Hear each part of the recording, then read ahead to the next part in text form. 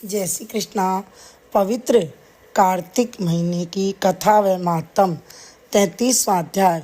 सूत जी ने कहा, इतनी कथा सत्यभामा को सुनाकर भगवान कृष्णचंद संध्या करने को महल में चले गए। यह कार्तिक महीने का व्रत भगवान विष्णु को अति प्रिय है तथा भक्ति को प्रदान करने वाला है।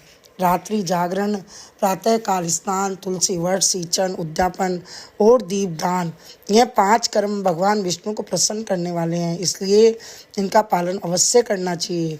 ऋषियों ने कहा, भगवान विष्णु का प्रिय, अधिक फल का देने वाला, शरीर के रोम रोम को प्रसन्न करने वाला, इतिहास पूर्वक जो कार्तिक महात्म आपने कहा है, मोक्ष की चाहना करने वालों या भोग के इच्छुक मनुष्य को यह व्रत अवश्य में करना चाहिए। किंतु हम एक बात आपसे पूछना चाहते हैं, वह यह है कि यदि कार्तिक महीने का व्रत करने वाला किसी संकट में फंस जाए या वह जंगल में हो अथवा वह किसी रोग से ग्रस्त हो जाए तो फिर वह कार्तिक का व्रत किस प्रकार करे, क्योंकि यह विष्णु जी का अतिशय प्रिय तथा भक्ति मुक्ति प्रदान करने वाला व्रत किसी तरह भी नहीं छोड़ना चाहिए।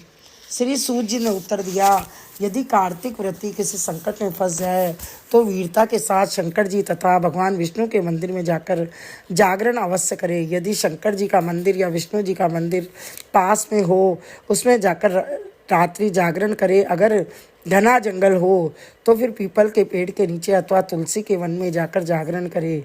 भगवान विष्णु की मूर्ति के सन्मुख बैठकर विष्णु जी का कीर्तन करे। ऐसा करने से 1000 गौओं के दान के बराबर फल मिलता है। जो मनुष्य विष्णु जी के कीर्तन में बाजा बजाता है उसे वाजपेय यज्ञ के बराबर फल मिलता है। और हरि कीर्तन में नृत्य करने वाले प्राणी को समस्त तीर्थों में स्नान करने का फल मिलता है। किसी संकट के समय या रोगी हो जाने पर यदि जल न मिल सके तो केवल भगवान विष्णु के नाम मात्र से मार्जन ही कर ले। यदि उद्यापन न कर सके तो व्रत की पूर्ति के लिए केवल ब्राह्मणों को भोजन ही करवा दे, क्योंकि ब्राह्मणों के प्रसन्न होने से विष्णु जी प्रसन्न होते हैं। यदि आप दीप दान कर सके तो दूसरे के दीप की वायु आदि से भली भांति रक्षा करे। और यदि तुलसी का पौधा पास में न हो तो वैष्णव ब्राह्मण की ही पूजा कर ले, क्योंकि भगवान सदा अपने भक्तों के पास रहते हैं। इन सबके न होने पर व्रती ब्राह्मण गो, पीपल और वट वृक्ष की श्रद्धा से सेवा करे। शौनकादिक ऋषियों ने कहा, आपने गो तथा ब्राह्मणों के सदस्य पीपल और वट वृक्षों को क्या बतलाया है, और सभी वृक्षों में पीपल का वृक्ष और वट वृक्ष क्यों श्रेष्ठ कहे हैं। श्री सूत जी ने कहा, पीपल का पेड़ साक्षात विष्णु भगवान है और पलाश का पेड़ साक्षात ब्रह्मा है। इन वृक्षों की पूजा, सेवा तथा दर्शन से सब पापों का नाश हो जाता है। ऋषियों ने कहा, हे प्रभु, हम लोगों को इसमें शंका है कि ब्रह्मा, विष्णु और शंकर वृक्ष रूप क्यों हुए, आप कृपा करके हमें बतलाइए। श्री सूत जी ने कहा, प्राचीन काल में भगवान शंकर और पार्वती जी विहार कर रहे थे। उस समय उनके विहार में विघ्न डालने के विचार से ब्राह्मण का रूप धारण करके अग्निदेव वहां पर गए। विहार के आनंद का नाश हो जाने के कारण क्रोध में भरकर श्री पार्वती जी ने समस्त देवताओं को श्राप दे डाला।